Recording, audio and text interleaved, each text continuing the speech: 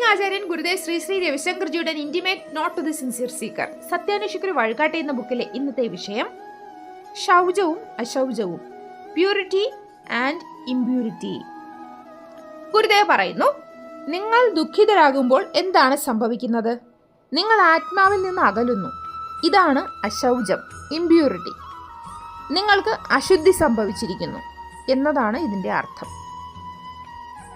ഉദാഹരണം അദ്ദേഹം പറയുന്നു, ഇന്ത്യയിൽ ആരെങ്കിലും മരിച്ചാൽ അയാളുടെ അടുത്ത ബന്ധുക്കൾക്ക് 10 ദിവസത്തേക്ക് അശൗചമാണെന്നാണ് കരുതുന്നത്. കാരണം ഈ ദിവസങ്ങളിൽ അവർ ദുഃഖിതരായിരിക്കും. അവർ ആത്മാവിൽ നിന്ന് അകന്നു നിൽക്കുന്നതിനാൽ അശുദ്ധരാണ്.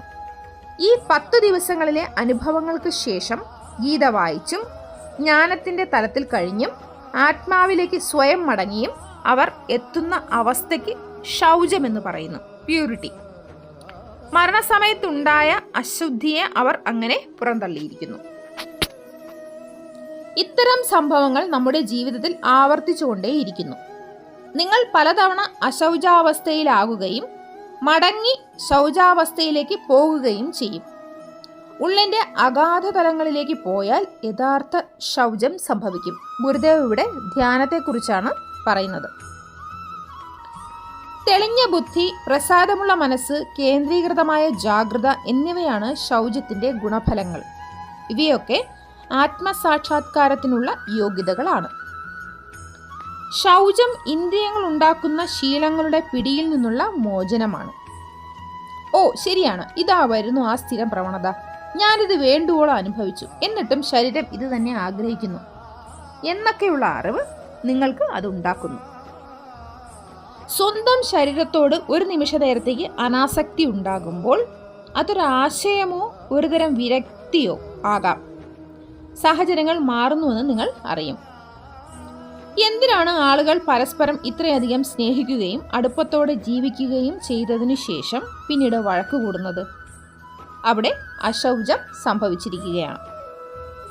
ഇന്ദ്രിയ വാസനകളിൽ നിങ്ങൾക്ക് അനാസക്തി ഉണ്ടായിട്ടില്ലെങ്കിൽ ഇന്ദ്രിയ വാസനയുണ്ടാക്കുന്ന വസ്തുവിൽ നിങ്ങൾക്ക് നിശ്ചയമായും അനാസക്തി ഉണ്ടാകും. നിങ്ങൾ അപ്പോൾ വ്യക്തിയെയോ വസ്തുവിനെയോ കുറ്റപ്പെടുത്തും. ആരെയെങ്കിലും അന്യ വ്യക്തിയായി കരുതുന്നിടത്തോളം കാലമേ നിങ്ങൾക്ക് അവരോട് ആകർഷണവും ആസക്തിയും തോന്നുകയുള്ളൂ. അവർ നിങ്ങളുടെ ഭാഗമാണെന്ന് ചിന്തിക്കുമ്പോൾ ആകർഷണം അവസാനിക്കും.